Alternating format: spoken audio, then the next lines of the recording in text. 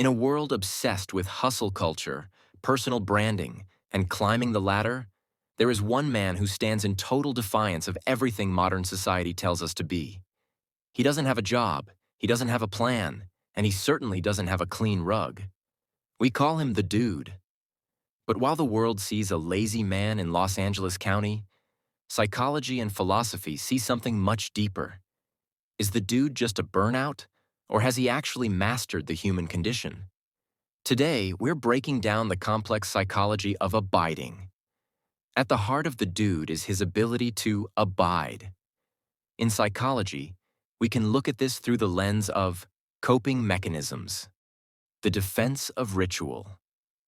When the world gets violent, when nihilists break into his bathroom or his car is stolen, the Dude doesn't spiral into a world of pain. He retreats into rituals, bowling, listening to tapes of old matches, or the oral fixation of a White Russian.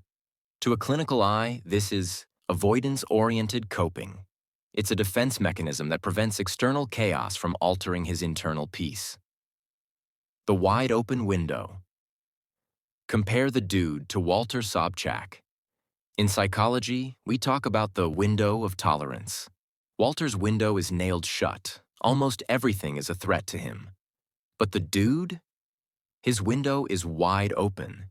He registers disappointment, sure, but he rarely lets it transform into lasting trauma or a need for vengeance.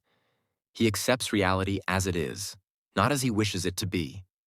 If we move from the couch to the temple, the Dude starts to look less like a slacker and more like a Taoist sage. Wu Wei, action through inaction. The Dude embodies Wu Wei, or going with the flow. Think about the plot of the movie. Things happen to him. He doesn't struggle against the current. He allows the plot to wash over him. He only acts when his inner order, symbolized by his rug, is disturbed. The anti-ego.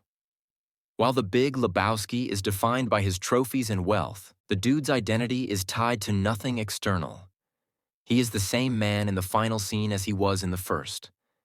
In a cinematic world where every character is transformed, the Dude is unique because he is already centered. The Dude is the trickster who navigates these extremes. He's the only person in the film who isn't performing a role, which is exactly why he's the only one who eventually uncovers the truth of the kidnapping. So, is the Dude a hero? Maybe not. But in a world that demands we always be doing, there is something radical about just being.